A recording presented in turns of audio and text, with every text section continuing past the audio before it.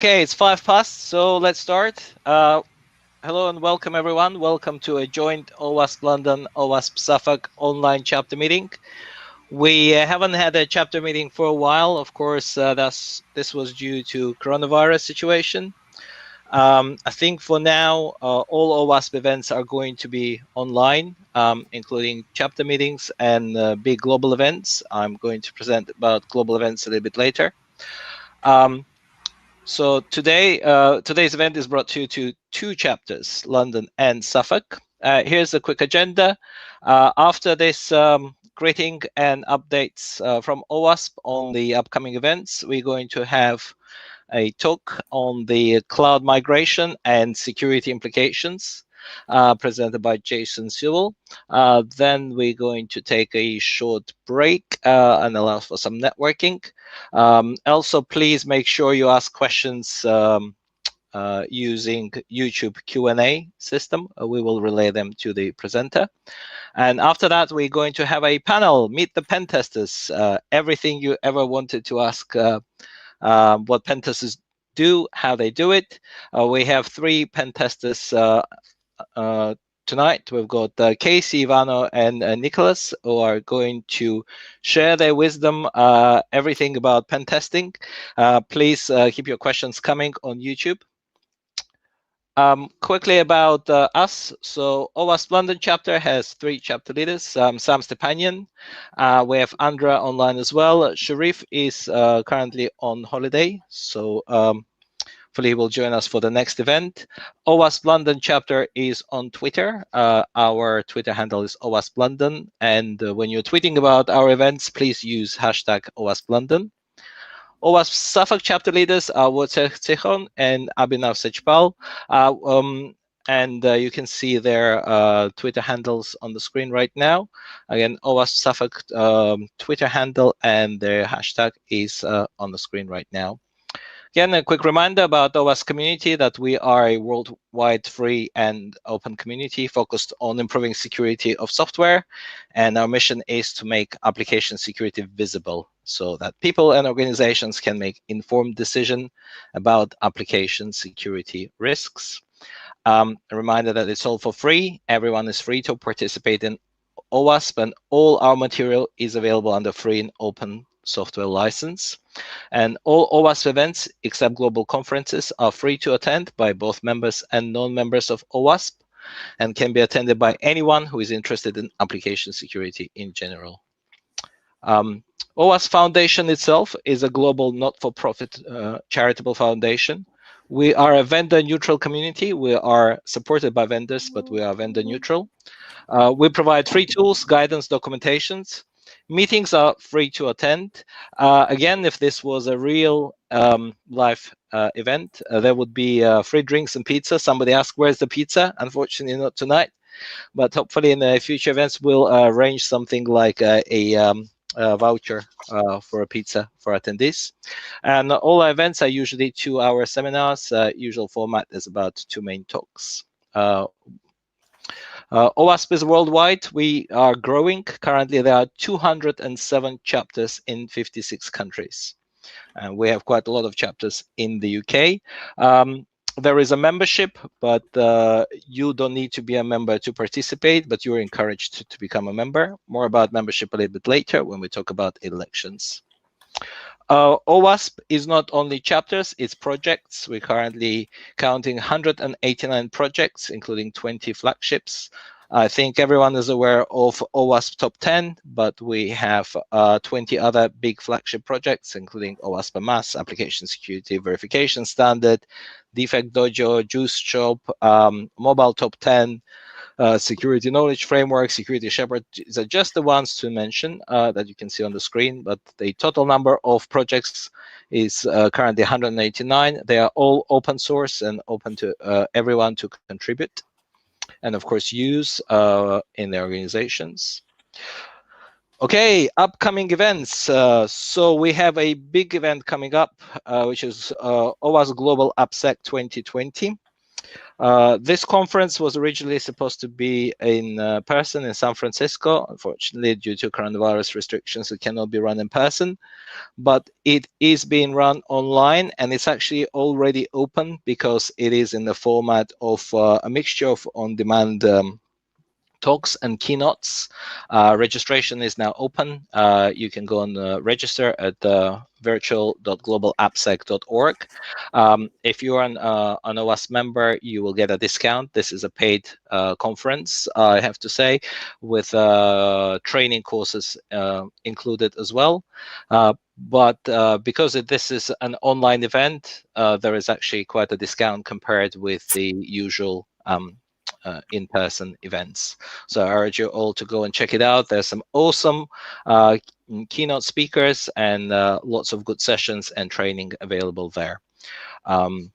Next event coming up is going to be OWASP UK-wide Capture the Flag. It's going to run throughout the whole week, kicking off on October 26th. We're going to announce all the details a bit later, so please make sure you do follow us on Twitter, Facebook, and all the usual social networks. Also on the mailing lists and on our website, there will be an announcement, details of the coming up Capture the Flag tournament. It's going to be a bit interesting with the prizes because, as many of you know, we usually run these events in person, and the main reason for that is that we usually give out physical prizes, and yeah, with coronavirus, a prize giving ceremony is not going to happen, but instead we will figure out how to use vouchers, for example, instead of physical prizes, so you can choose a prize yourself. Another big event is going to be Apsec Israel 2020. Its original event is going to be online. It is on October 28th. I believe registration is due to be open very soon. So please make sure you Google Apsec Israel so you could register for that event. And the next event after that, big regional event, is going to be Apsec Morocco and Africa 2020. And that's going to be in November. For those of you who were waiting for the OWASP Global Apsec in Dublin, which was supposed to be this year, as you know, it's currently moved to February, and we're just waiting some updates to understand whether we will be able to run this event at all or not. Of course, there are coronavirus restrictions all over the world at the moment. I think in some countries like New Zealand and Australia, they're a bit relaxed. So OWASP Global Board, I think, might allow some events to happen in person in those countries. But generally, the current restriction is that no chapter should be running an in-person event. We are all online. We're all virtual from now on. Another big announcement, which is happening currently, is OWASP board elections. We have 4 candidates, Bill Corey, Martin Obloch, Jubin Jabari, and Haral Tsitsipas. You can Google OWASP board elections and check out the candidate pages with their biographies and a short video message that they recorded when they answer the questions about their vision for the future of OWASP if they get elected. There's a timeline as well for the voting. Sorry, the dates are in American format because OWASP is a US-based charity. So basically, 15th of October, the voting will open. It will go out to everyone who is a paid OWASP member. So if you're not an OWASP member and you want to vote for a future director, the one that you like, please make sure you do get your OWASP membership sorted out by then. There will be 2 reminders going for the voting. It will close on 30th of October, and then the results will be shared on 1st of November. So OWASP board elections is a very important thing which is happening, and it is your chance to shape the direction and future of OWASP. We're a free and open community, and I think it's quite important that our governance is supported by you. Reminder that we're all volunteers, and none of us is getting paid for being an OWASP, you need to make sure that if you want to become a member to vote, you can get a membership, which is currently $50 per year, which roughly turns into 36 pounds, British pounds per year for students, and for some countries there are discounts. So student membership, I believe, is only $20 at the moment. As I mentioned before, we are a vendor neutral community, but we are supported by vendors, by sponsors. You can see the logos of our corporate sponsors. And if you would like, if you work for an organization and you'd like to sponsor OWASP and get your logo on the screen, please do get in touch. We will help you to become a corporate member. There are also a few organizations who are premium members. So these are the companies which donate at least $20,000 per year. You can see them on the screen. We also had some companies recently joining OWASP as corporate members. And we have our chapter sponsors as well. So these are the current OWASP London and OWASP Suffolk chapter sponsors. I'd like to say that OccamSec is the organization from pen testers who are going to be on today's panel are coming from, is a sponsor of both OWASP London and OWASP Suffolk. And OWASP Suffolk also has a sponsor, which is Ipswich Waterfront Innovation Centre. So when coronavirus pandemic is over and we're all going to be back meeting in person, I believe that is the venue for the most of the OWASP Suffolk events. So I think it's time for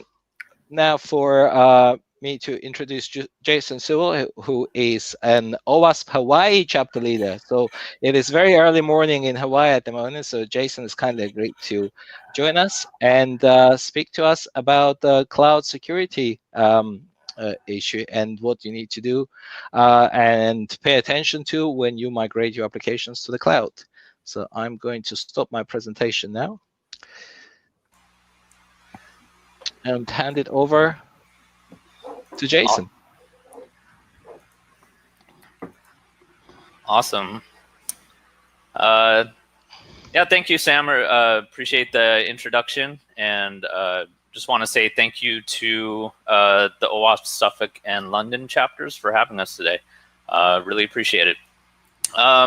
So today I'll be talking a bit about cloud migration for companies that are kind of have on-prem environments or thinking about moving to the cloud, and some of the security implications and things to look out for as you enter new environments. So the title of this talk is the Cloud Migration Playbook, Part 1, because this could go on and on and on. The cloud is a complex environment, but we'll start simple. And a little bit about me. My name is Jason Sewell. I'm one of the senior security engineers at OccamSec. I had kind of an interesting journey into InfoSec, as I actually have a background as a web developer, kind of got brought into DevOps. And more recently, I started out as a penetration tester working with OccamSec. And so coming to understand a lot of my past failures, in the area of security kind of brought me into security. Have a couple AWS certifications. I've been doing AWS development for quite some time. Real quick, is my presentation full screen? It looks a little bit small. Can somebody verify?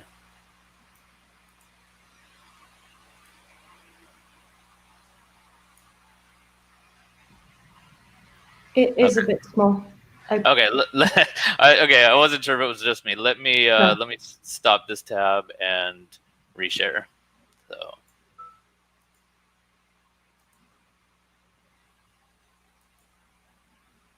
how's that? Is that better? Much better now. Okay.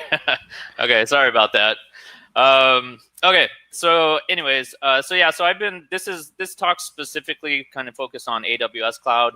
A lot of these principles at the base level do apply to, Azure, GCP, Alibaba, what have you. So the ideal kind of person who should be interested in this talk is really a CISO, technical director, engineering manager, or anybody that is just an advocate for security that will have some kind of responsibility for migrating to the cloud and kind of learning more about that environment. So potentially you want to lift and shift existing on-prem applications and move them to the cloud. You want to understand kind of what this new attack surface is, specifically on AWS resources, and you just want to validate that that you're kind of going about this the right way. And really, what's the outcome? What's the ideal outcome of this? What do we accomplish? And so basically, to put it in a nutshell, is that we don't want you to become a headline, right? So there's been kind of endless stories about data breaches and what have you on the cloud. So so it's better to kind of look ahead rather than setting an example. So that's kind of the the problem with kind of being in a leader position is sometimes you lead in ways that were unintended. So if you haven't kind of been in the cloud, this might be new. If you have, then you've probably heard of this. But a lot of the cloud vendors, they have what's called this shared security model, where they take responsibility for security of the cloud, and you as a customer of their service take on the responsibility for security in the cloud. So what that means is they will harden the data center, physical networks, things like that, access to those resources in the different regions, make sure it's highly available and redundant, and all of that good stuff that's very hard to do. And basically, they let you deploy, virtual networks and applications, and use all their services on top of that. And they essentially say, as you're doing that, security is your job, not our job anymore. And this is kind of the hard part of where people begin, is even understanding where that perimeter is. And essentially what this comes down to is their job's already done. Yours is not. Okay. So, and is it really shared? Is the responsibility actually shared? According to them, it's all your fault. So, through 2025, Gartner projects that almost 100% of cloud security failures will be your fault, aka our fault, my fault, and not theirs. So that's a lot of pressure, obviously. But it's kind of true, is that you are a steward of your own environment and a caretaker of that. So what's the main thing you have to worry about when you're kind of migrating to the cloud? And really, the answer to that question comes down to misconfigurations. Is that you're kind of getting into the software-defined networks. I mean, software-defined everything, right? You're no longer dealing with physical assets and physical equipment, and the way that your existing employees maybe know how to do things, the same things that are in theory, do them in a new environment. So everything's software defined and everything has a configuration, and therefore a lot of the problems that occur are due to misconfigurations. Couple more stats on top of that is that basically from just from 2018 to 2019, most of the data breaches that occurred were due to misconfiguration. It rose by 80%. And the cost, cybersecurity, it's all about kind of, risk and, how much risk tolerance do you have? And these things get very expensive if not done correctly, and a data breach does happen. And in addition to that, as it relates to this talk specifically, statistically, the number of companies that have suffered a data breach are the companies that are doing migrations. They've been on-prem companies. They're very good at what they've done for a long time, and they're moving to a new environment, and that's it's a lot. It's a lot to learn. It's a lot to manage and what have you. So in comparison to newer startup companies that started in the cloud and maybe have people that most of their experiences in the cloud, there is kind of a disparity there. So that's kind of the focus of this talk specifically. And so that kind of leads us to know your defaults as you're starting out in the cloud. Really get to know the defaults. A lot of the demos out there, I'm sure you've seen this in other areas of IT and software development. The demos are meant to, they're marketing tools to get people onboarded to the platform easily. They're not comprehensive security solutions, but a lot of times you'll see kind of like demos and documentation out there basically repeated, and it's not accounting for hardening of those resources and all of kind of the security considerations that go into production environments. So so a good place to start is just know what the defaults are and kind of do some threat modeling around that and learn where to harden out of the gate, and it'll save a lot of pain and frustration down the line. And the deeper you get into the cloud, the more complex it becomes. So this is by no means an easy task to do, but it's a good kind of baseline, rule to follow. So very much easier said than done. So kind of, I think this is a common sentiment is, people as they're kind of looking at the cloud, especially if you've been in IT for a long time, you're like, yeah, it's the same stuff, right? I get it. It's servers, it's networks, it's applications, it's firewalls. I get it. I just need to, kind of move it over there. And that's kind of true, right? But but not completely. So as you move into this complex environment, I think if anybody's gone into AWS and isn't familiar with AWS, the first thing you see is their kind of like drop-down menu that has basically, I think it's up to 10,000 items in a drop-down menu, roughly. And that can be pretty intimidating, right? So where do you need to focus first? If you're performing lift and shift, you're performing a cloud migration, you're deploying new services, what have you, it really comes down to the principles of identity, data storage, networking, and compute. And that sounds obvious.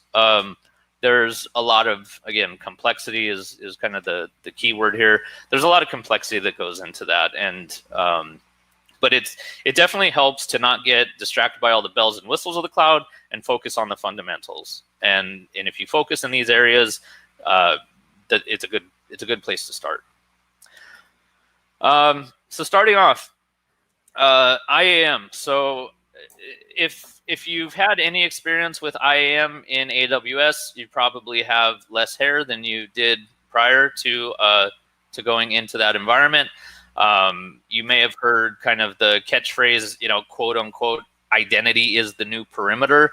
But really what it comes down to is IAM and cloud permissions in general are very different and very complicated and very, what the heck is this? And so it's very hard to manage. In AWS alone, there's over 6,000. I think this number is dated. I think I saw recently that it's over 7,000 now, and this statistic isn't from that long ago.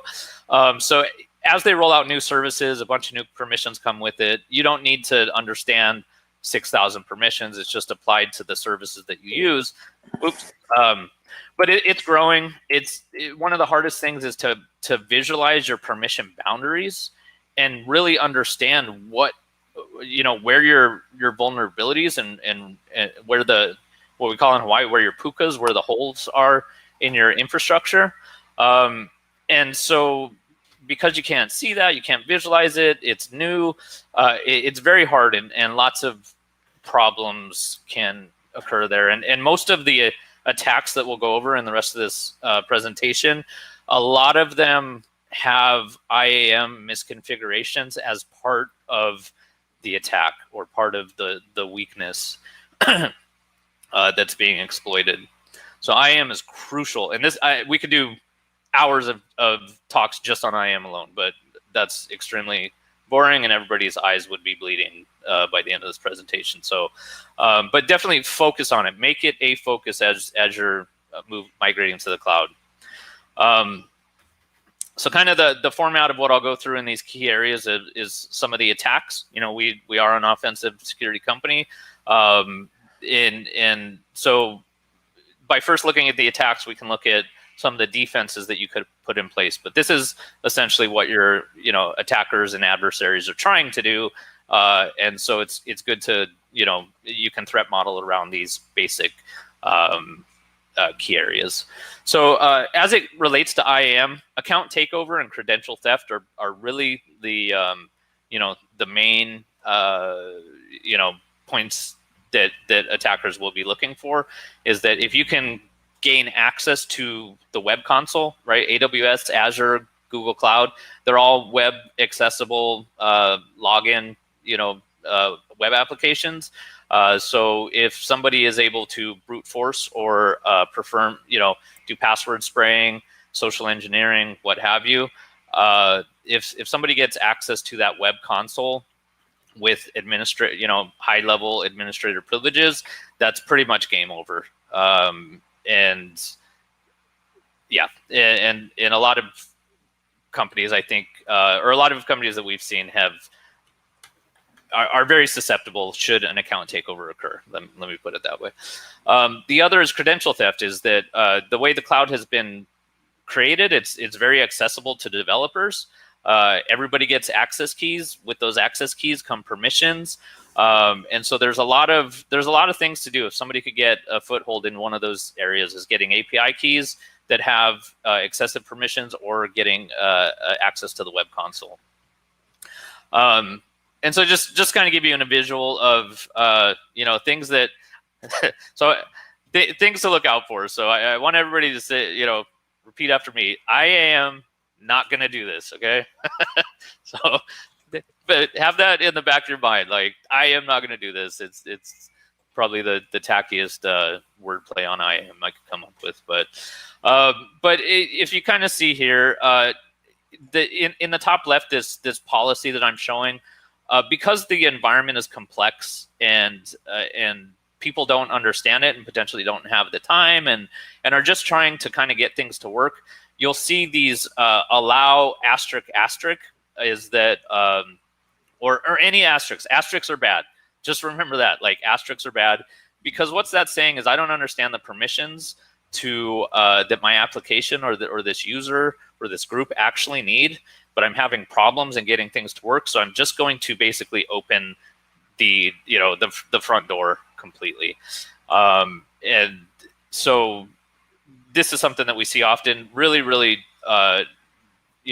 be mindful of that. There's tools that can kind of check for these things now, which is great. We didn't have that a couple years ago. Kind of off to the right, you'll see groups of users is a very common concept, but we'll see things like this where the admins of this group, or say they have an admins group, right, that has the show policy that I just showed, that gives all access to all resources to anybody in this group.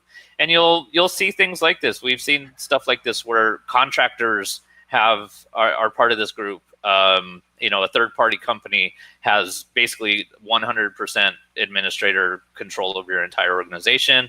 Past employees, or just the number of people in the group, period. You should not have many people that can do anything that they want in that environment unchecked, right? And then kind of off to the right, what you'll see here is that somebody has access to the web console.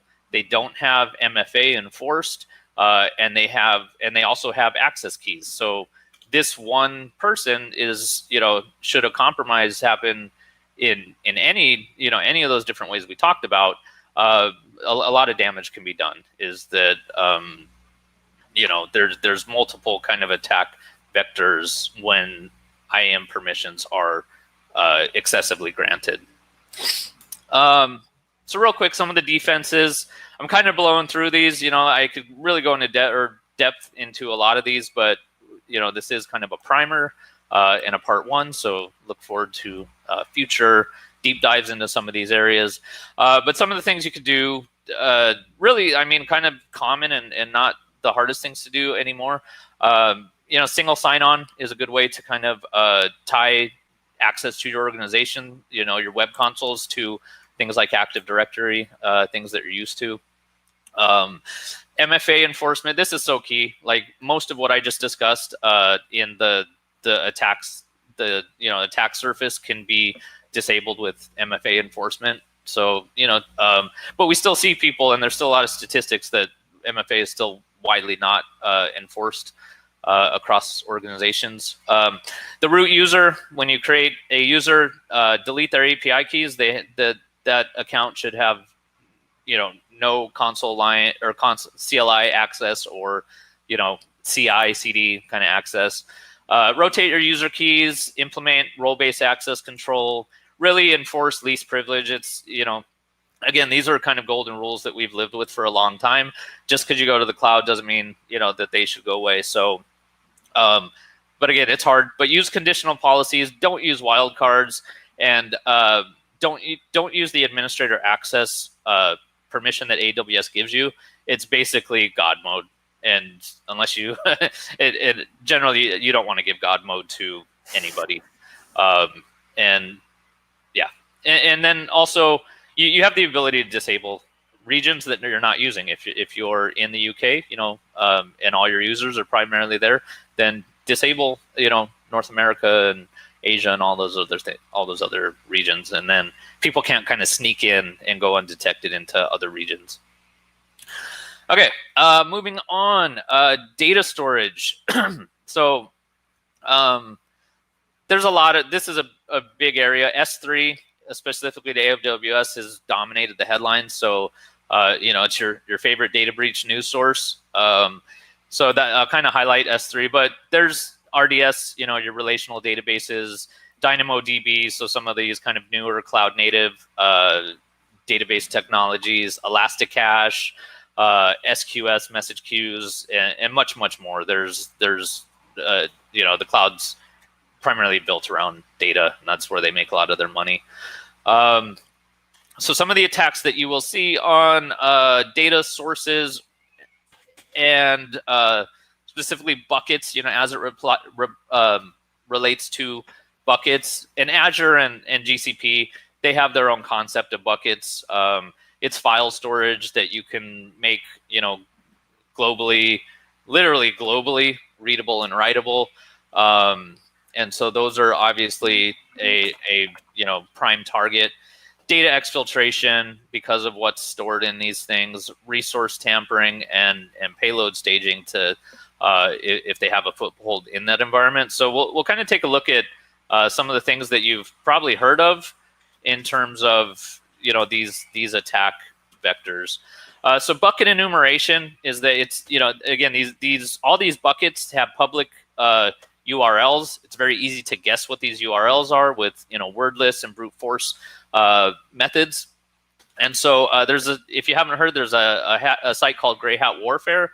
They've essentially gone and just scanned S3 buckets only. This is just AWS for years now, and they've basically compromised almost 300,000 publicly readable buckets and exfiltrated 3.639 billion files out of those buckets.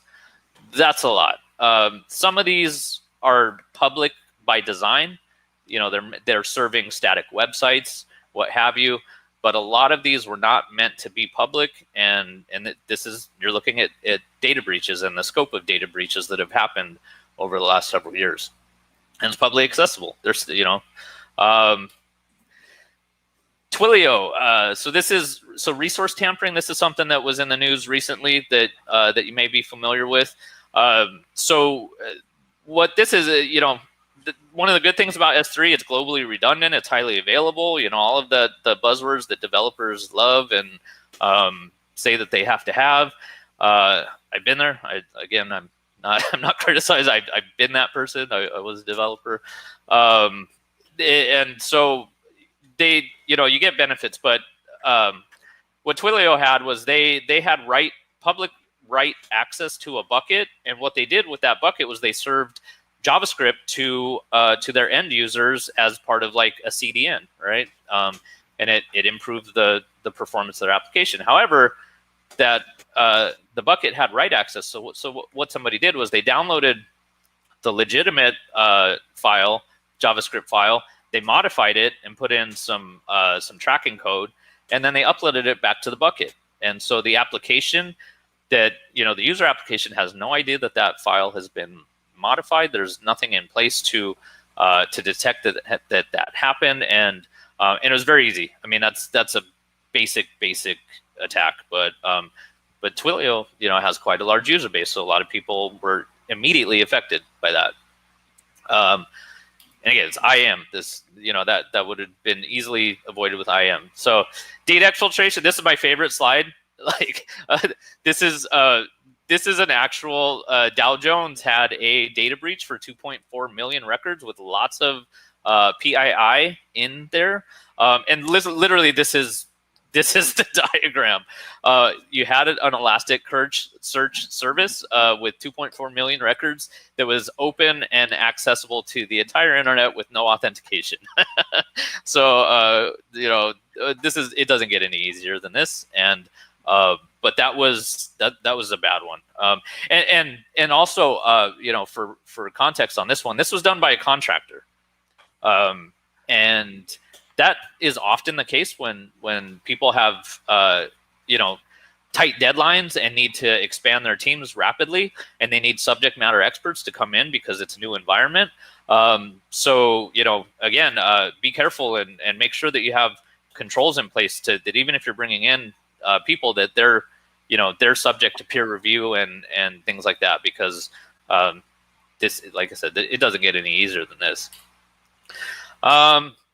Okay, so some of the defenses that you can put in place for, again, S3, AWS specifically, they're rolling out new controls, and they actually rolled out 3 new controls this week. So again, they are doing their responsibility somewhat and actually, helping the community by adapting quickly. And when AWS or when the cloud implements new security control, it's implemented for all of their customers, and that's one of the cool things about the cloud, but it's hard to keep track of.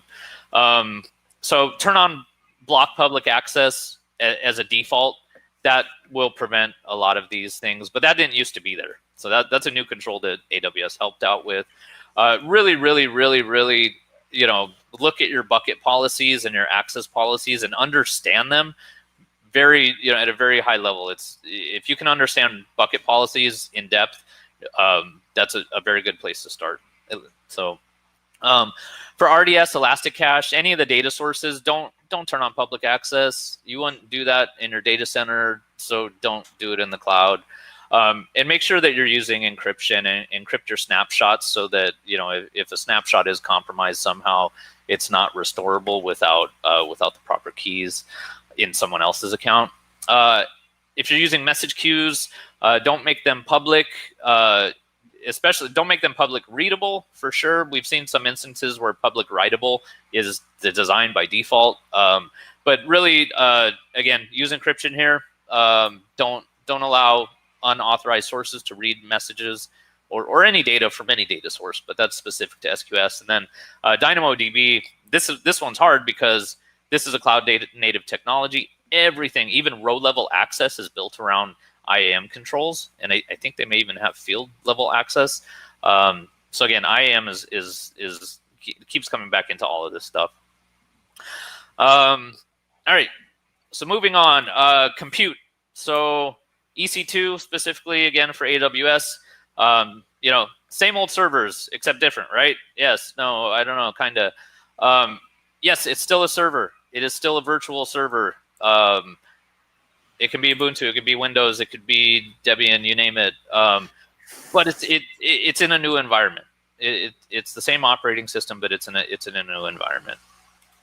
So some of the attacks that you will see on EC2, it's the same stuff that we see on-prem. And so this gets into the area where people are like, okay, yeah, it's the cloud, but it's the same stuff. And especially once you start getting into compute, then very much so, yeah.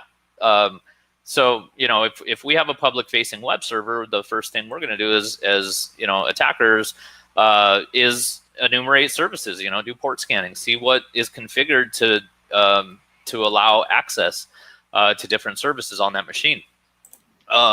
Application exploits are extremely dangerous in the cloud.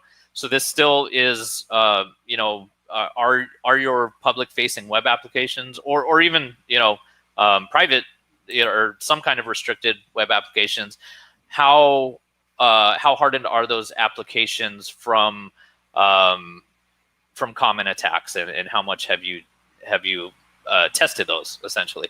So SSRF and RCEs, so server-side request forgeries and remote code execution, are two of the biggest kind of things that you have to worry about. And then being knowledgeable about post exploitation. What are people going to do in this environment should they you know, breach, get a foothold somehow? So, and there's some new things to the cloud specifically that to keep in mind. You know, people are using resources to do cryptojacking. The instance metadata I'll talk a little bit about. Lateral movement, where can they go? What other services can they talk to? Can they access unencrypted data that's behind your perimeter, what have you? So, you know, just to, again, just kind of illustrate that this is, you know, using a tool like Showdown. This is just a simple web interface. I don't even need to know how to use Nmap or anything per se.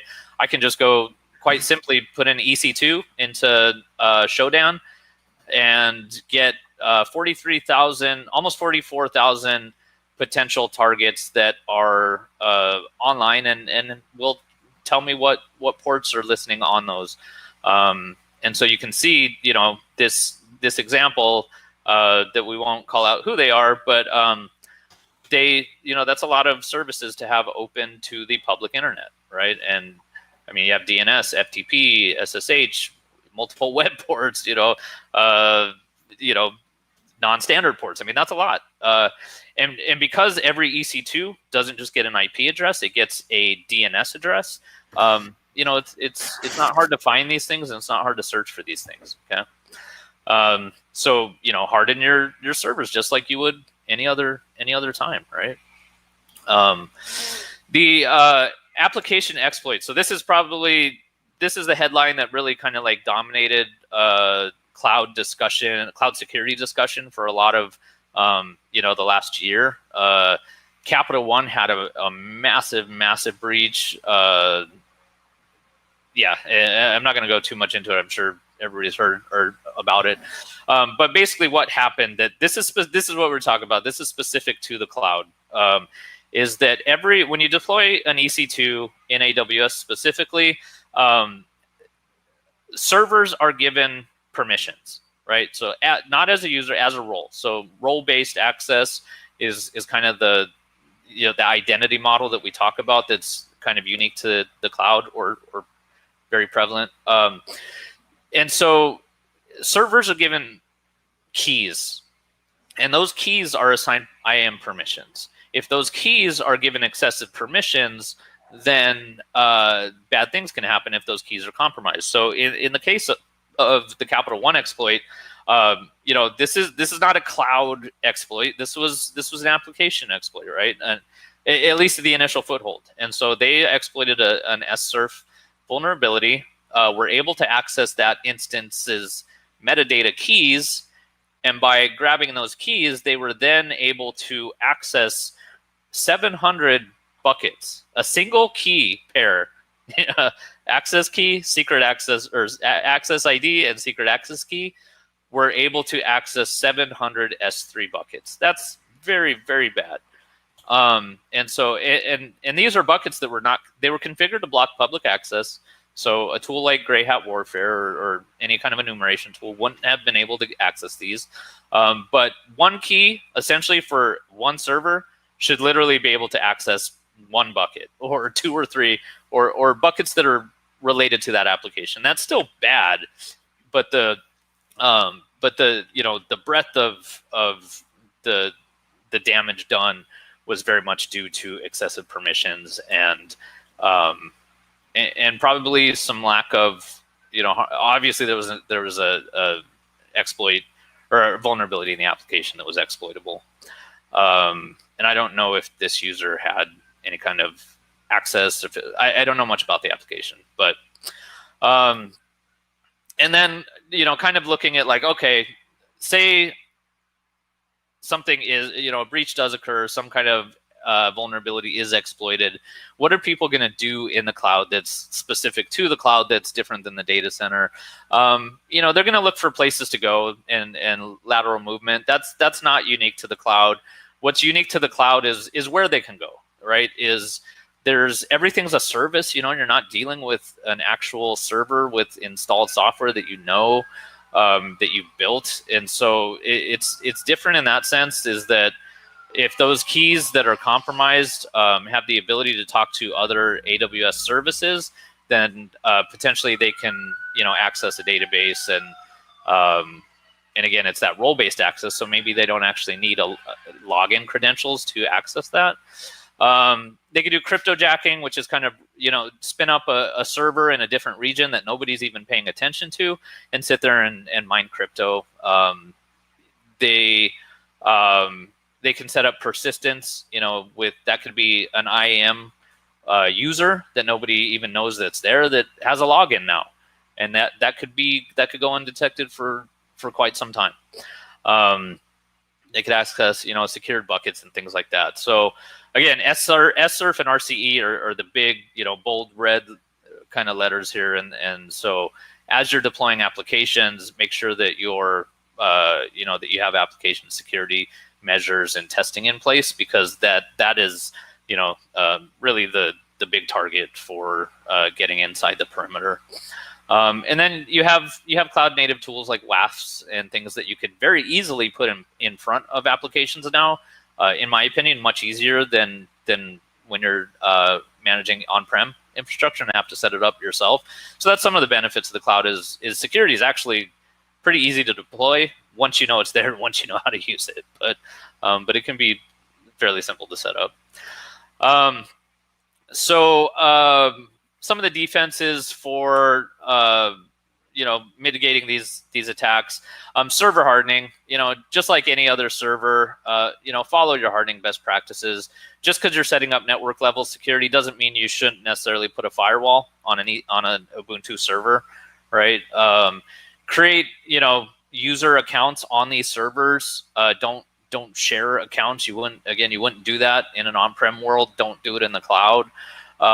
Make sure that you're patching. Again, AWS is not going to make sure that a server that you deployed 4 years ago is up to date and currently patched. That's that shared security where it's your fault if you don't do it, quote unquote. It's still a server. Treat it like a server. Use load balancers and WAFs to kind of sit in front of your applications and take some of the work off of your hands. Encrypt volumes.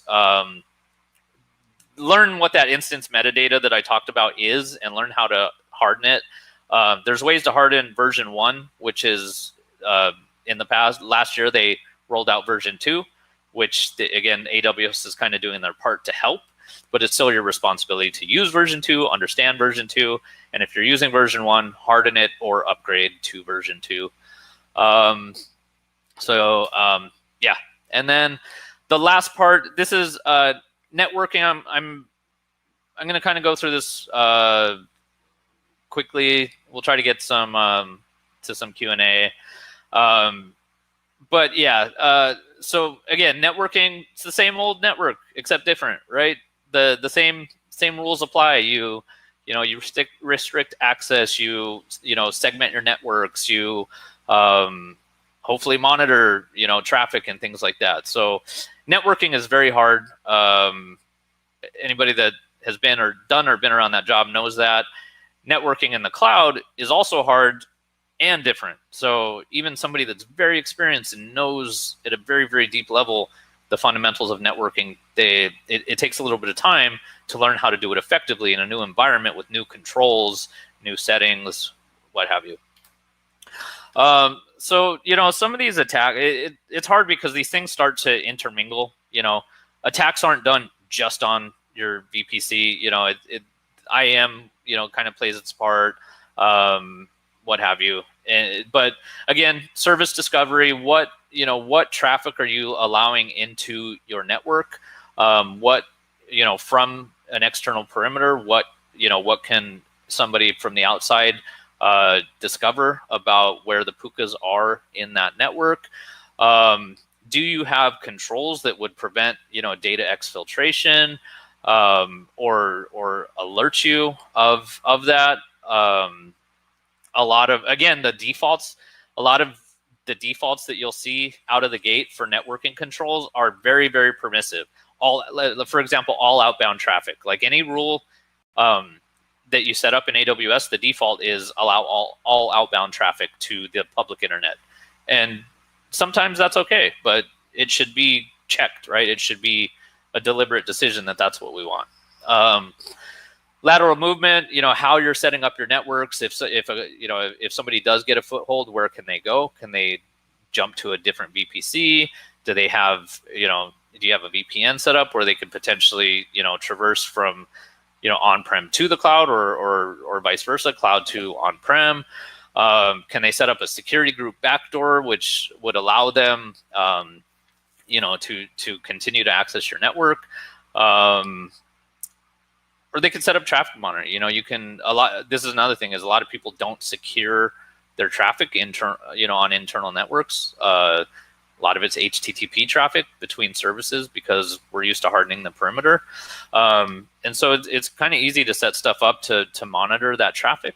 And if it's in plain text, you know, everybody knows kind of what that means. And so I don't have a lot of slides, visuals for this one, because like I said, it's part of an attack. It's not an attack itself. So everything that I probably showed before this has some part of VPC and network configuration as part of it. Even the S3 stuff, it has network controls as well. So, you know, again, follow your best practices. Migrate your entire, you know, IT security practice, not just your applications. Don't just throw your applications in the cloud and say we're in the cloud. So, you know, do network segmentation, create very strict security group and network ACL rules. You know, I should say deliberate in addition to strict. You know, sometimes you don't need strict, but you should have deliberate. You know, assign security group rules to other internal security groups. That's something I think that's a little bit new. You're used to providing access to IP ranges and you know, but you don't always control IPs in the cloud. So what you can do is assign access to other security groups that you do control. And if you're not familiar with security groups, that may not really resonate. But again, these are just baseline rules. As you're going into this environment, you should get familiar with that and understand what that means. VPC endpoints, I think this is something else that's not widely known, is that for internal traffic, if you talk to other AWS services, by default, that traffic goes out to the public internet. It may be encrypted, it may be over HTTPS, but it's still leaving your quote-unquote network. You can set up VPC endpoints to talk to different services and keep all of that traffic internal to, you know, AWS's infrastructure or your vendor, your cloud vendor's infrastructure, whatever it may be. So helpful hits. You know, I didn't know that for a long time after you know, kind of setting up applications and network infrastructure in AWS. Okay, so how do we manage this, right? And I'll kind of reinforce you know, the concept. You know, migrate your practices, not just your applications. So anything that you're doing on-prem, there's a cloud solution, aka, you know, cloud variant, or, you know, you can even use existing tools deployed in the cloud. But anything that you're going to do in an on-prem environment, you should be doing in the cloud. with the exception of physical security at the data center, right? That's their job. Everything else is your job.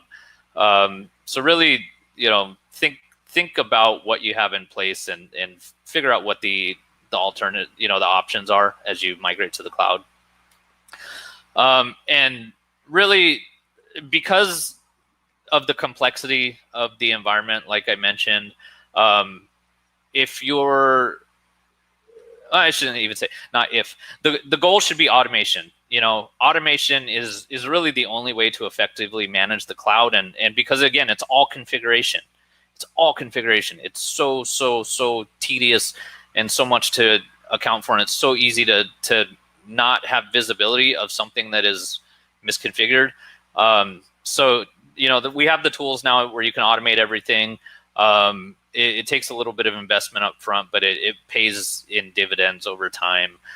You can have, code reviews, you can have peer reviews, you can, put a lot of, you can actually automate remediation now, which is pretty cool, is that if something, if an event is detected, everything is events. There's just events everywhere. That's the whole, it's all API driven everything. So you can actually detect an event and automate remediation rather than just sending alert and having somebody manually having to respond to, pager duty at 3 o'clock in the morning. Still perform vulnerability scanning, it's still infrastructure. So, really, leverage the tools that are out there. There's a lot, and it's pretty cool. Pretty cool stuff. Yeah, and if you don't have like DevSecOps, security engineering, and again, these are kind of buzzwords, but you should have some people within your org that kind of take this on and really own it and try to implement some of these newer practices. I'll share this. This is a cloud security model. I'm not going to read through this for everybody, but you'll see there's kind of different levels from kind of where most people start off with no automation all the way to automation everywhere. And if you can get to level 5, you're doing very, very, very well in the area of cloud security. And some people may never get to level 5 practically, but it's a goal, right? Other things that I won't get into today, but things that you should be thinking about, organizations, you can kind of, reduce your attack surface by segmenting your actual AWS accounts. Get to know some of the cloud native security tools. There are really good tools that are developed, but there's a learning curve. So you have to learn about them and learn how to implement them. Perform asset management, again, something that you would do normally. But again, this is all virtualized. Everything is virtualized. And so it's very hard to track virtual resources that go beyond servers. It's not all just about servers and hardware anymore. Do training. Do this early. Do it often. Do it all the time. Create a culture. Live streaming is on. Hey. Okay, it looks like we are live again. Apologies, technical issue. But yeah, I think you were on the last slide, right, Jason? Do you want to finish off? And just a reminder that there are questions coming up to you that please make sure you answer them. And yeah, I will ask the audience to submit more questions. Okay, perfect. Thank you. So yeah, this is the last slide, and then I'll get to some questions. So I was just kind of emphasizing, the importance of training. Train all your people, train everybody. I can't say enough about that. It is an investment that will pay off every time. And then lastly, humble brag for OccamSec. Continue to do pen testing with it's what we do. There is some differences in the cloud environment. There's many similarities to an on-prem environment, but you should still be performing, checks and balances and hardening through external, third parties as well. So that's it. That's my presentation. If OccamSec can help you in any of this, please reach out. You can reach out to us on Twitter, LinkedIn, or by email. And yeah, I'll get to some questions now. Okay, first question: how do you solve the problem? AWS IAM now has a lot of tools for free that will analyze your policies and tell you where you have given too many permissions that are not being used. My answer to that question is absolutely use them. They are very good. There's a new tool that just came out of Salesforce that's called Cloud-splaining. So it's kind of a funny name, but I actually worked with the guy on when he was designing that randomly through a Slack channel. But that's a very good tool. There's Parliament is built by a guy named Scott Piper. That's a very, very good tool.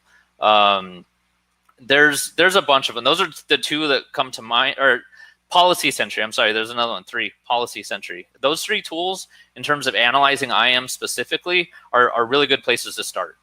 And so if maybe I can throw these in the slides when we share them or something. But yeah, check those out. Definitely use them. They're better than anything AWS is going to give you for sure. And the Cloud-splaining will actually show you like what permissions you're susceptible to, what kind of attacks like privilege escalation, resource tampering, etc. So check those out. Next question, how much has PPS, packets per second, been an issue in protecting the cloud? A scenario, fooling the load balancer to get where you want with a PPS kick. I'm not super familiar with that attack method. What I do know is that AWS specifically, their infrastructure, they have quite a lot that you can put in front of your applications that are meant to mitigate, DDoS and a lot of those external facing kind of like network attacks. So they have a cloud WAF. They have cloud, I'm losing my words, CloudFront, which is kind of like a CDN distribution that can sit in front of your applications that will mitigate DDoS attacks and some of these other external attacks. There's still research coming out. People figure out WAF bypasses. And again, the good thing about one of the benefits about the cloud is that when the vendor fixes something, it's fixed for everybody. You don't have to patch something. You don't have to know about the fix. It's just fixed unless they roll out a new version. And that's actually very helpful. So, that's some of the benefits of the cloud is they do help in some areas. But again, you have to enable these things. You have to use them. If you just put an EC2 server on the public internet, then you're not going to have any of these protections. So, and the load balancers. I mean, the question is specifically about load balancers, and they also have their cloud-specific load balancers. So I would say use them. Look at those products, and you might have a better, deeper answer to that question than I can provide. I am new to cloud security. Any suggestion for securing AWS Lightsail and Node.js? My suggestion would be if you're using Lightsail, you're not getting a lot of the protections of the cloud. Lightsail was basically like a direct competition for services like DigitalOcean, where it's just very, very cheap and easy to set up a virtual server, but you get almost no controls to help you out in terms of network controls, load balancers, WAFs, all that kind of stuff. So if you're using Lightsail, you have to set all of that stuff up on the server yourself. You have to install your own firewall. You have to install, any kind of stuff. So Lightsail is a very easy way to get started. But if you're doing like production level work for a company that has, resources that need protecting, I would recommend not using Lightsail and learn, to the best of your ability. Again, it's hard. I'm not saying this is easy, but get to learn EC2 and using like the load balancers and things like that and VPCs to protect your application more holistically. Question, how do hybrid orgs manage and/or sync access management tools? That's a great question. That's a very deep question. Single sign-on, federated access is the most generic answer to that question. Is that you can use Azure AD to access AWS. You can use Azure completely. AWS is just the vendor I'm focused on for this talk. But if you use Active Directory on-prem, which most of you probably do, you can sync up with Azure AD and can control permission to all kinds of different, software as a service, infrastructure as a service products. So you can completely, manage control from Azure AD. Amazon themselves just rolled out a single sign-on implementation. So there's definitely tools out there for hybrid organizations, but there's a lot of them. I think that's one of the hard parts, is figuring out the right solution for you, and that's and kind of navigating through all of the marketing BS that's out there, and really identifying a solution that works for you. But yeah, I think that's the quick answer to that. The solutions exist. You have to, find the right tool for the job. And I believe that's all the questions, and we want to probably do some transition between the panel. Definitely, I'm looking forward to the panel. These are several of my coworkers that blow my mind all the time with how good they are at what they do. So I'm looking forward to the next panel, and I hope you are too. But that's it for me. So thank you for your time, and yeah, reach out to us if you have any questions. We're always happy to help. Aloha. Excellent. Thank you very much, Jason. I think it's been a fantastic talk, and we had quite a few questions from the audience as well. So I think we're just going to move on to the pen tester panel in a minute. I'm just going to share the screen with the pen tester names and quickly introduce them. Just give me a second. I need to.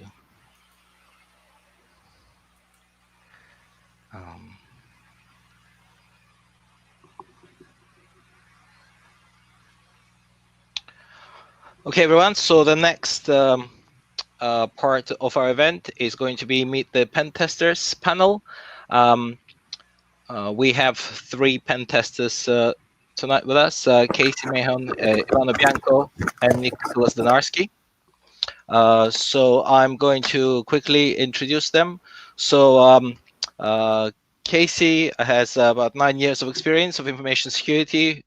She originally graduated in fine art and then transitioned to information security. So it would be good to find out how she managed to achieve this, and moved on to achieve certifications such as Security Plus and OSCP. And currently she's leading the a variety of offensive engagements in both cybersecurity and physical security, which is kind of interesting. So she specializes in finding crucial fault points in organizations' infrastructure, while also adapting to the ever-changing demands of the clients she works with.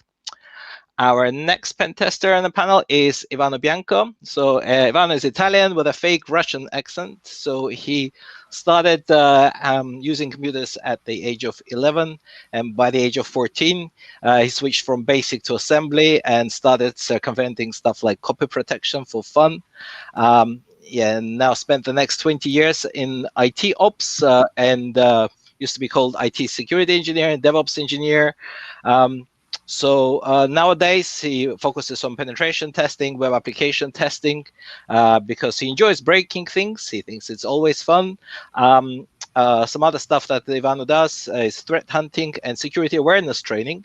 And he still likes to figure out why a server is down, but he will not come and fix your computer. And our third pen tester is Nicholas. Nicholas has been a pioneer in information security for the past 20 years. He works with various clients in federal, state, and local government and enterprises of all sizes. He is well recognized in the international community as a senior authority on pen testing strategy, operations, tools, and training. And again, apart from web and application security, he's also focusing on compliance, high threat physical security, and red team operations. And recently, he was focused on development of security architecture and development around things like machine learning and artificial narrow intelligence. Okay, I'm going to hand it over to the panel now, and our moderator, Andra, I believe will have some questions for the panel. Thanks, Sam. Cool. That was a really good introduction for everyone. I think a good first question for all three pen testers would be, how did you become a pen tester? Quick. Shall we start with Cayce? Yeah. All right, sorry, I couldn't unmute. So how I kind of got started in this, I was originally completely self-taught. As my bio dictated, I originally went to school for fine art, and I did graphic design for a while, and then from there I transitioned, and then I was a tattoo artist for about 10 years. And then kind of in my free time, just because I was kind of getting tired of that industry, I started studying information security on my own. I ended up getting my Security Plus certificate, as well as getting my OSCP about a year later. And then from there, I managed to get a job with OccamSec, and that's kind of where I am right now. Nice, that's pretty cool. Thank you. Ivano? Can you hear me? Yep. Fantastic. I took a very long path because I worked as a systems administrator, systems engineer, and I was taking a look at logs and see that people were trying to break into my systems, and this spawned my interest for security.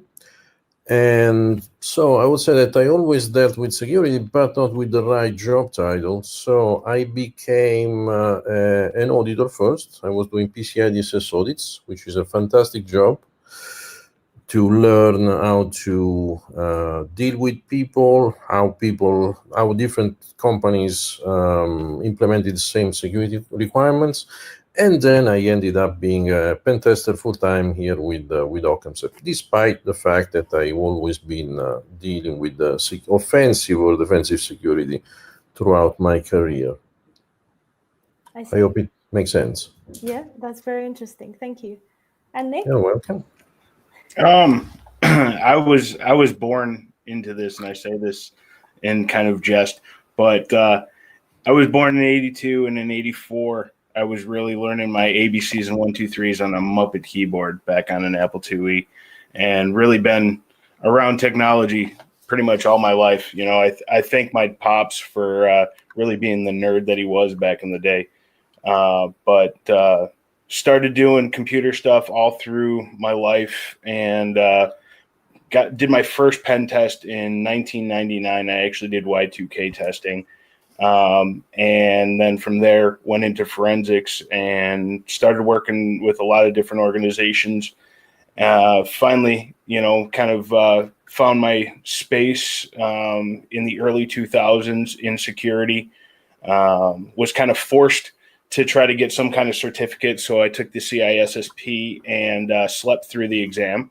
And then from there, got my CEH and started over at Rapid7. I was part of their professional services team early on. Was part of the HP Shadow Labs throughout the lifespan of that, and then I found my space. Continuing to focus on really kind of breaking stuff as long as I've been doing this. So that's how I got through this whole thing. Nice. Thank you very much. Okay, so related to that, I know I've heard about a whole range of experiences and backgrounds. What do you guys think is the top skill that you would need to be a good pen tester? Being able to break things? I don't know. That's just something that comes to mind. Drive, just trying to go out there and find something, and whatever the nerd or whatever the geek technology that you're in is really just focusing your time into trying to be good at it, understanding it at its lowest level. Because no matter where you go in this industry, the tech is the one common denominator. The drive or the focus or whatever it is on that is what makes every person in the industry different. That's really interesting. Thank you. Ivano, Cayce, any other skills ideas? Cayce, please go ahead. Sure. So, I mean, like necessary skills in the industry, just in general, I think people just kind of need to do more. Like, I mean, there is, I think, a lot of penetration testers, that will just run a vulnerability scan and then just verify what comes back from that. And I think some of the necessary skills is that, like, as pen testers, they just need to do more, right? They need to look more in depth into areas and find more complex issues that something that an automated tool or scanner might not be able to find. So that means, having to manually attempt to insert malicious code into inputs, doing any sort of manual tampering with a cookie or header values and so on and so forth. So it's just, I think a lot of pen testers just need to do more and not rely so much on tools. Okay, that's useful. Thank you. Ivano? I would say the top skill for me would be curiosity. So the drive, the desire to understand how things work. And then also creativity, because you need to try different things, and this could be very, very, very simple or very uncommon. And then lots of patience and perseverance. And once you have this, you will end up with some data that you will have to handle and correlate together. So the creativity part then will probably give you an epiphany of how to approach a certain target. But curiosity to me is the top skill. That's perfect. Thank you. You're welcome. Yeah, this is very interesting for me to hear. I'm pretty sure that the people watching are also trying to get into this area. So yeah, it's useful. Related to this, what do you think are the main languages that someone should learn in order to be a good pen tester? Well, I'm old, so I have a preference for bash scripting, especially, which is useful if you are doing penetration testing on Linux systems or Unix systems in general. If you focus mainly on Windows systems, it could be beneficial to learn some PowerShell. And when it comes to writing proof of concept as a, let's say, general purpose language, I would suggest people to learn Python. Simply because, well, it's a simple language to learn. And then most of the proof of concept that I see nowadays are written in Python. So even if you don't know how to write code from scratch, at least having the ability of reading Python code could be beneficial, because you could take a look at the proof of concept and then say, hey, I can do this manually with another tool. Or, hey, I can use this piece of code to write another proof of concept for a similar software that I'm trying to break into. So Bash, PowerShell, Python to me, and then everything else. And that's the curiosity to go back to the being curious. Yeah, definitely agree with you. I mean, the lower level kind of core PowerShell, Bash are going to be the keys to just understanding kind of that interaction with the OS, because at the end of the day, that's where you're trying to get to. But familiarity with everything and anything, you can get further in this by being able to read code than necessarily being able to write code. The writing code, as you mature and as you go through your time as a tester, you'll build those skills, and you'll be able to figure out the things that you see yourself doing time after time that you can automate and you can put into Python, Ruby, whatever flavor you decide is really kind of comfortable for you. But really kind of as you start off, being able to understand kind of the structures and the standards that you see everywhere, the if this then that statements and how the flow of things work. will at least get you that leg up on somebody that necessarily has no experience with code. I see. Yep. Okay. And I agree with both of what my colleagues are saying. And even going further, even older languages, say, for example, like C or C++, are also helpful. Just in a case of, there was a couple of assessments actually that I was on, in which case, when you're working with stuff where at the same time you also have to bypass any sort of like antivirus implementation or any type of endpoint security, knowing this and knowing some of the more low level stuff that Nick was talking about, is helpful, not necessarily for, during the initial Apsec end, but what happens kind of after, during your post exploitation methodologies. But overall, as far as I'm concerned, anything and everything, like if you don't know a language and if you just find it interesting, then you should learn it. Like, it's as simple as that. And the more technology you're exposed to, it's more likely that you're going to be exposed to more and more languages as well. So yes, I mean, what Ivano and Nick have been saying, those are like more or less the primary languages, but it shouldn't just stop there. Yeah, that makes sense. Awesome. Perfect. Well, I think there are a few questions in the channel as well. So I'll go with what was your favorite engagement and why? So what was the favorite assessment? And related to that, what was the coolest vulnerability that you found? We can start with Cayce. So this is actually a hard question because I don't really have a favorite, and I have a lot of moments where I've enjoyed actually like making and doing some damage, so to speak. So I'll describe one time. It was actually a recent assessment actually, and this was a streaming application, and what ended up happening, and this also just goes into what Jason was saying during his presentation about Apsec misconfigurations, right? So this server was misconfigured in a way that allows me to see fairly verbose debug output for any sort of error messages. So for example, 404s, 401s, and so on and so forth.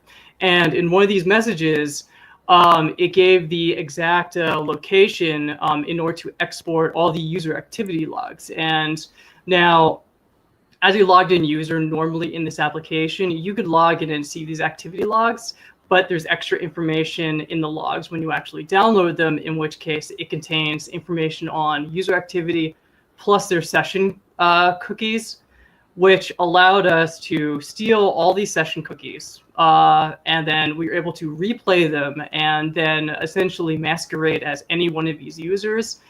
And what ended up happening was that some of these users were engineering staff that had extra privileges than I think even the admin users, that allowed us to actually get to the underlying server configuration, which also contained stored credentials for their company-wide SSO solution. So it actually resulted in being worse than what the initial vulnerability actually was. So I thought that one was pretty cool. How do you get to like tie these things up and find something that's bigger than you thought in the beginning? How do you even follow the line of thought for that? So at least with this one, I don't go into expecting that I'm going to find XYZ. It's more I'm kind of following the breadcrumbs and kind of seeing where they lead me. And in this case, once I got access to their super admin panel, it had all the credentials for their SSO implementation, and it was just a mess. That's interesting. Okay, thank you. Sorry, Nick? I saw you smiling at the beginning, so you must have got an idea of a favorite engagement or assessment or something. I've had a lot of fun ones across my time. Me particularly, I absolutely love being able to do like the real red team stuff, doing like the physical integrated security, use technology as part of the whole physical break and like really kind of what the mentality goes. So probably my favorite of all times. I was doing some work for a client in New York, and they had a big flagship, big retail store and everything. They're real touchy about their security, physical security, all the rest. The whole thing started where, as you're doing your OSINT, you're starting to understand kind of the building and everything going on there. Well, we actually found the entire list of all of their technical connections, all of their demarcs, along with the notations of where their VIP showing rooms were, from a realtor who was trying to rent this place out after the client left or before they were in there. It would have been after, but yeah. Had all of this detail in there, and the best part of this whole thing was playing with kind of the things that people see as normal and kind of messing with people's minds. So one of the days I actually put on some dirty clothes, put in some dirty laundry in a bag, grabbed myself a Starbucks and laid out on a bench in the middle of New York City while I was actually keeping track of what their security guys were doing, how they handled where they came when they took breaks and all the rest. So that was probably one of the most fun, is just because I love actually getting out there and playing with people as much as I like the technology. That's pretty cool. Nice. Thank you. Ivano?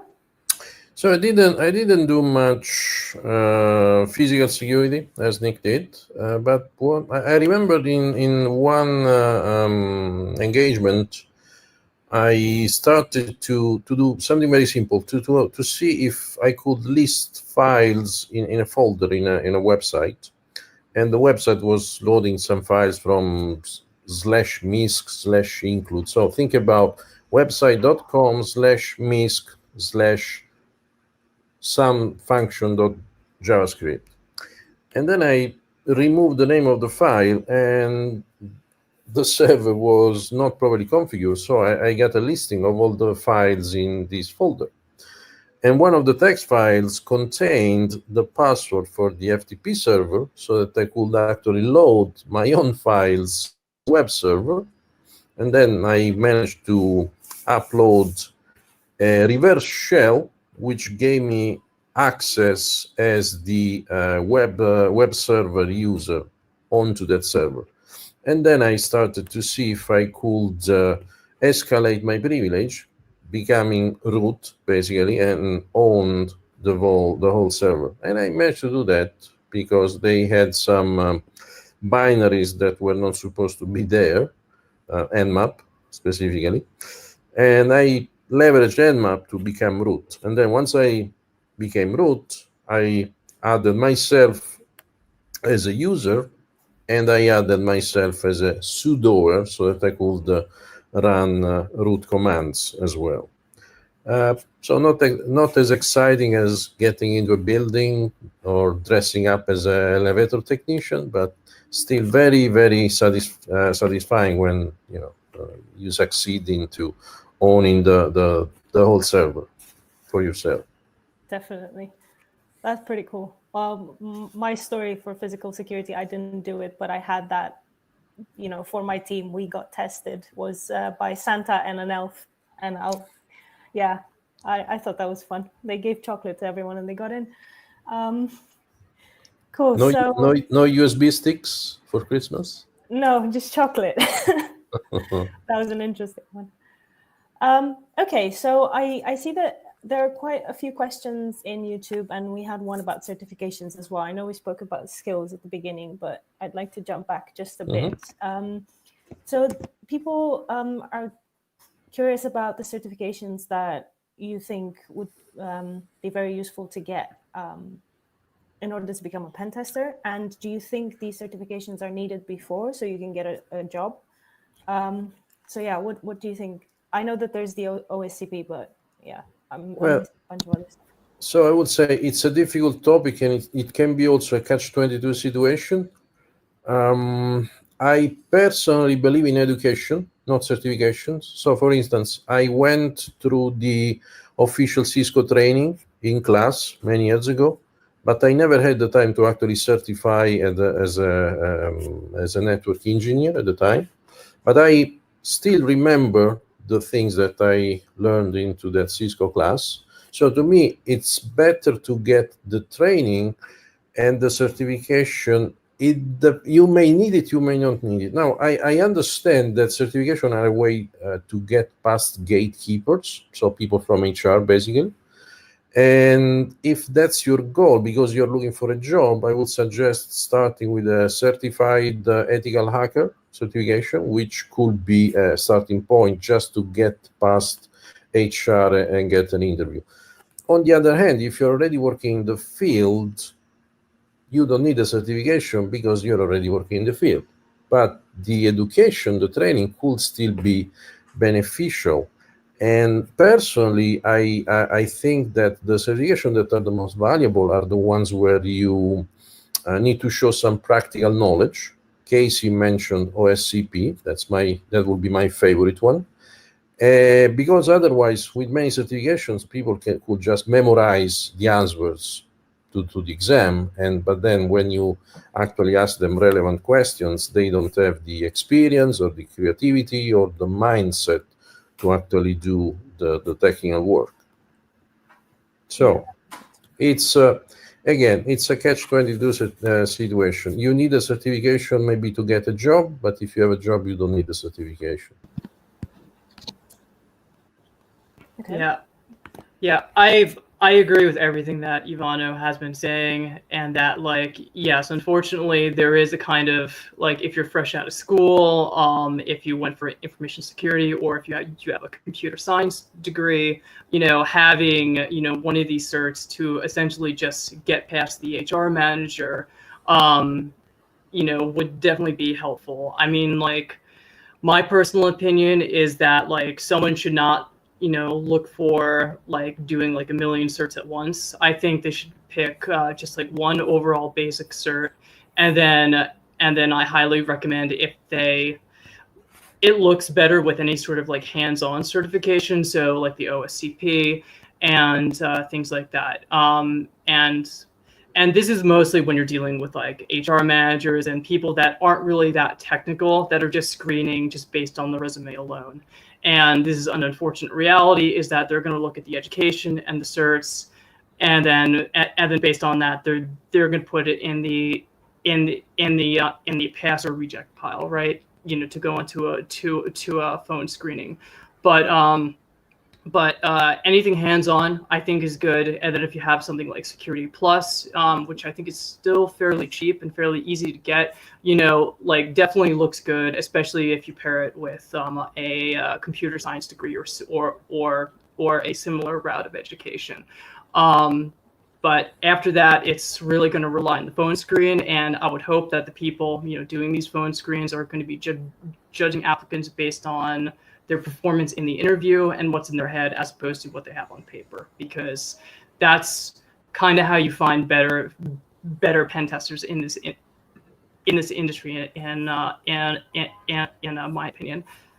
Yeah, no, definitely, it's a very hands-on job. So yeah, and honestly, it's about really putting a team together too, that you're going to have people that have different focuses in different technologies and things like that. So I'll echo everything that everybody said on the panel. Certification really is that foot in the door. If you're in the industry, or if you're spending time somewhere, it's not as important as when you're trying to get into the industry, especially now. But when you're talking about building a team, I'd much rather have a specialist in fiber optic networking, and a specialist in web apps, and a specialist in forensics than I would necessarily want those three people having a broad spectrum of only limited knowledge. It's really about building that team, finding whatever, again, that niche, something in technology made you have fun with this. And if you have to do this for the next 40 years of your life, you might as well have fun with this. So, if it's network, if it's coding, if it's IoT, whatever it is, security, it applies to everything that we touch and interact with and do in our lives today. That if it's apps, if it's mobile, if it's whatever it may be, thermostats at this point, I mean, the future is going to be IoT toilets. You know, whatever it is in technology that makes you have fun, there's a security aspect of that. And there's an organization out there that is willing to have that kind of team focus, or that person on their team. And if you have a passion for it and you have the idea of security, being able to put the paper down and getting past that HR, it can be a hurdle. Go out and be part of your community. Go out and be part of OWASP. Go out and be part of B-Sides. Go out and talk to people and do stuff and play with things. That's going to get you to a happy place in the industry, as opposed to being a scan monkey for the rest of your life. That's really cool. Sorry for interrupting. I'd like to add something very important, in my opinion. If you Google, how to get into security, how to get into penetration testing, people will tell you, oh, you need to study this and this and this, and they'll give you a list of books. Now, most of the material that you can find online, it's free, which is a very good plus compared to 20 years ago. But very few people mention that you also need to find a hiring manager who can understand that you have the passion to be in this line of work, and the line manager who understands, for instance, that there is a huge overlap between systems administration and security, networking and security, and who can actually accept the fact that these are transferable skills. So what I'm saying is that don't focus just on learning and looking for a job. Also, go out there, as Nick mentioned, talk with people, go to conferences, go to meetups, and just speak with other people who has the same passion as you. And that could lead to actually getting a job without having to go through HR, without having to deal with a manager who doesn't understand that if you don't remember something, it's okay to actually Google for the answer.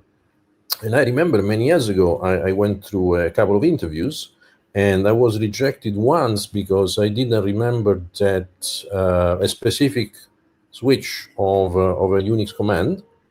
And I said, yeah, manager, I have a high respect for the people who wrote the documentation, and I'm sure that if I do man name of the command, I can actually see what the switch is. And a second time I was rejected because I was not in the eyes of the hiring manager capable of remembering all the switches of LVM, which is a mechanism that allows you to manage storage under Linux. And we were discussing about automation, and I told this guy, hey, I've been automating the deployment of hundreds of servers, so LVM to me is just an abstraction. So I automate the process, and I don't have to actually look at the tool or the switches. And the guy said, but I expect you, to work with the drives every single day, when I actually would work manually with that specific tool, maybe once a year. So having a hiring manager who is not inflexible, it's a big thing. Yeah. And that's end of the ramble. It's an Italian thing. No problem. It's really interesting, and I think what you guys mentioned also answered one of the other questions that we had about what kind of non-technical skills you need. So obviously you said, curiosity, being able to network, being able to speak to people, to show what you can do, not what you can learn by heart. So yeah, cool. There's another interesting question here. It's about pen testing and vulnerability scans. So the question is, what's the main difference, and what should people do and why? Related to automation as well, obviously. Right. So Cayce? I can start. So the difference between a pen test and a vulnerability scan is that the vulnerability assessment is that someone is just going to be running something like Nessus, Qualys, what have you, and then they're just going in and just verifying the issues. Whereas the pen test is actually just supposed to you're actually supposed to be simulating, an actual bad actor within whatever environment that you're trying to test. So you actually need to go deeper and do the involved work and try and kind of mimic what a bad actor would do. So, I mean, that might mean being more stealthy in the environment. So doing things like hiding your tracks, not running any like loud scanners, not running any excessively loud tools of any kind, and just trying to within like, because most assessments have a very limited window of actual active testing, so you kind of have to do all this kind of intricate work in a very small amount of time. But the payoff with that is that the client is actually going to get a more realistic risk to their assets that they are going to be able to see and make actually helpful recommendations insofar as preventing, these various types of attacks against all these environments. Okay. Nick? Sure. I mean, they both have their value, right? When you're talking about vulnerability assessment, when you're talking about pen testing, as kind of the business requirement of information security at this point, penetration testing is always going to be, like Cayce said, it's going to be trying to replicate what that real world attacker would do, trying to get to the keys to the kingdom, the crown jewels, whatever what have you, at the other side or at the inside of the environment. Vulnerability assessment is more of a broader tool set, looking for like that low-hanging fruit, those type of things. But if you're doing, say, a lot of application development, you're putting out applications and revisions very quickly, an application scanner might be able to get you at least to an awareness point of what is happening as those revisions take place, as you have a code change take place and things like that. Plus, as being a professional pen tester, we have to abide by a scope time. We have to have a report done. We have to have a lot of things that we account for when we're doing our actual test. So leveraging things like a vulnerability assessment tool, a scanner, what have you, to kind of get those low-hanging fruit things done, and then take that, either build on that or at least say these things I know are done, and then we can take that manual step to really kind of get into the deeper sections during like a pen test. They both have their place.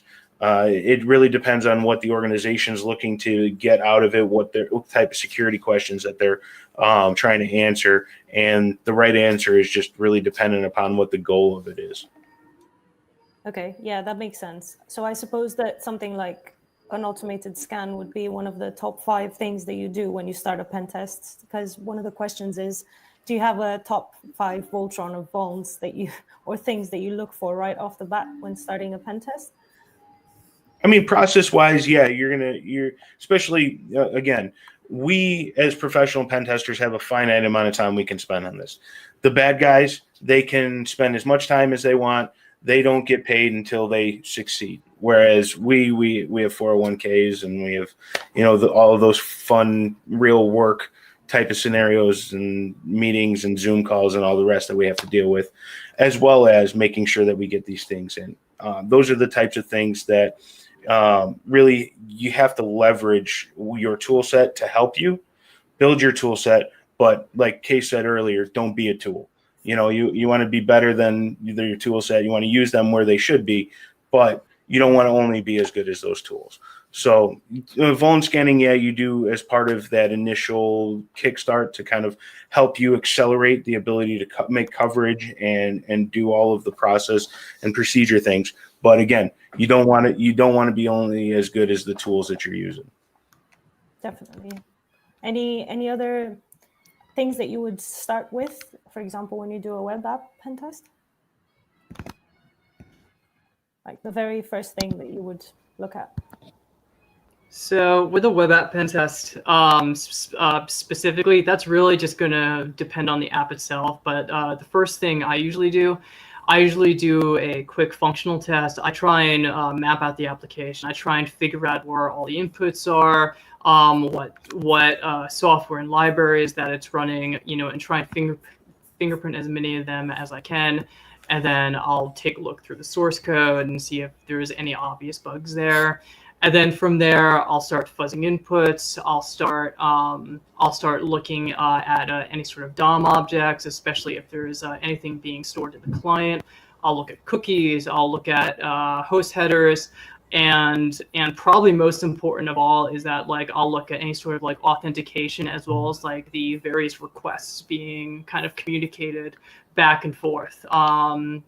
And this is also in addition to any sort of APIs that they have running in the background, or just generally what their backend looks like, and then try and formulate kind of the various areas within the application. So just getting as comprehensive as a sitemap as humanly possible. And those are only first steps. So yeah. Thank you. Ivano? Well, in addition to what Cayce does, I always try to find logical errors in a web application, things that the developer did not think about, something that usually could happen, well, something that could happen often. Let's say that you are in a portal, and this is a real-world example because a friend of mine had website compromised like this. She wrote a portal for, let's say, friends and family. People could register and then upload an avatar image. But she didn't put many checks in place. So at a certain point in the morning, she said, oh my God, somebody hacked my website. Now I have some kind of Illuminati video that plays automatically. What happened? So what happened was that the hacker registered an account on the portal, and then they uploaded a piece of PHP instead of an image.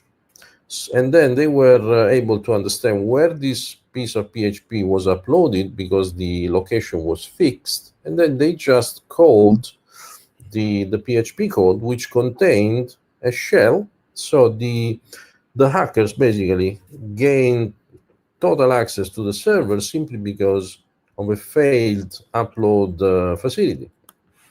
And this is something that happens also in commercial grade software more often than not. And so I try to look for this kind of logical errors. And sometimes it pays off, sometimes it doesn't. Worst case scenario, you always rely on the infrastructural part. So maybe it's the web application. So maybe it's the web server rather than the web application, the entry point. Or maybe there is something else. Maybe you could run a phishing campaign and actually steal the credentials of an administrator. So again, we go into the realm of creativity, as mentioned before. Thank you very much. You're right, but there is no silver bullet. That's the most important part. Yeah. Another question based on this, I think it's related. Do you keep finding the same issues? Are there any prevalent issues that you keep finding in most of your assessments? I would say yes. From a general security point of view, I keep finding unpatched operating systems, obsolete operating systems, or third-party libraries which are still obsolete. So maybe somebody could develop a web application in, let's say, 2012 and use the third-party libraries that are available in 2012. But then the company doesn't have proper policies and processes to keep this web application updated. And 8 years later, you still see the very same third-party libraries in use. And then maybe you research what kind of vulnerabilities they are affected by, and then you could actually find your entry point.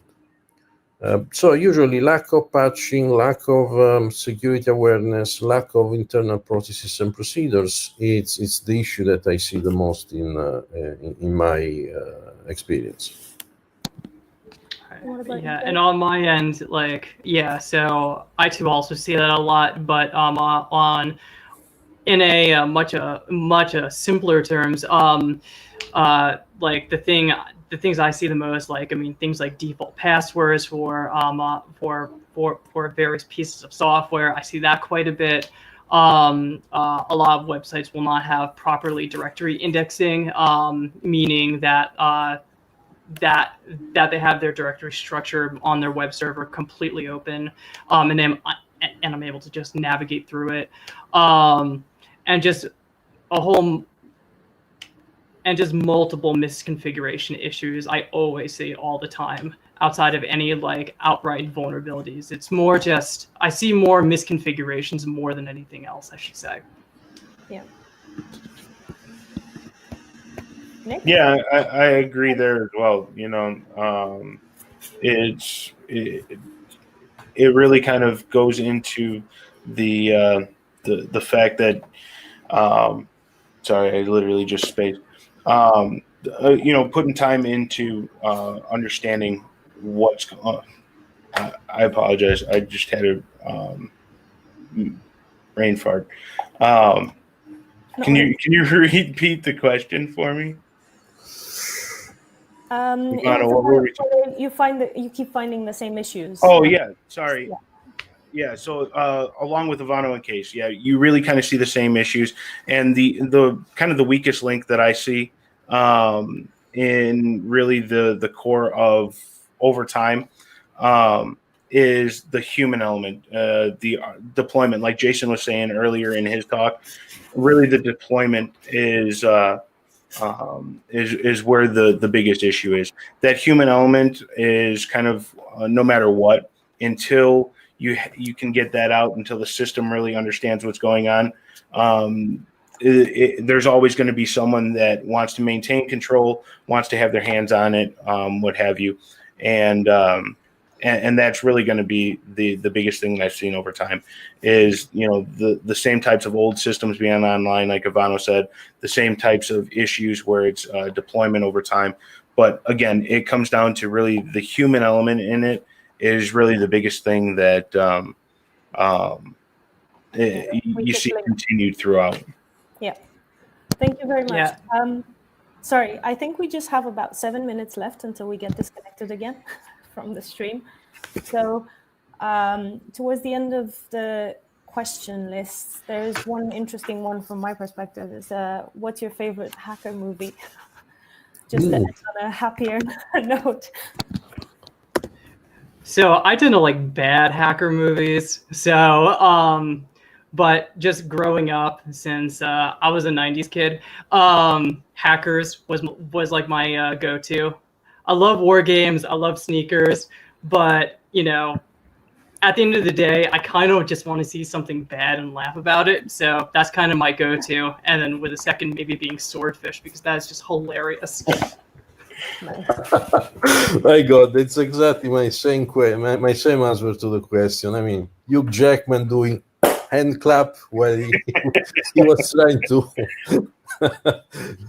guess passwords was unbelievable. Also, whole guy had some special skills. I would say yes, war games and sneakers, but simply because sneakers to me it's more of a realistic movie. But again, hand clapping, midair. War Games by far is my absolute favorite one. That was being as young as I was when the whole Whopper and being able, just the way that it was pulled off, by far favorite hacker movie. Whopper over Gibson any day. These are really interesting titles. I haven't heard of any of them. This is really bad because I work in security. I should technically know this.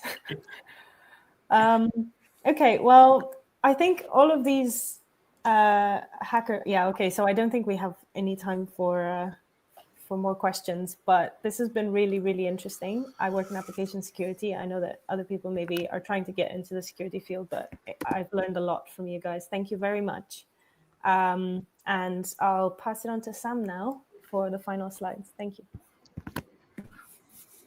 Okay, thanks everyone. I would like to thank all the pen testers and Jason for speaking to us at this event. I think it's been absolutely fantastic. Hopefully we'll be back with more events soon. So in order to make sure you don't miss the next event, I'm going to show the contact details for both the OWASP London and OWASP Suffolk chapter.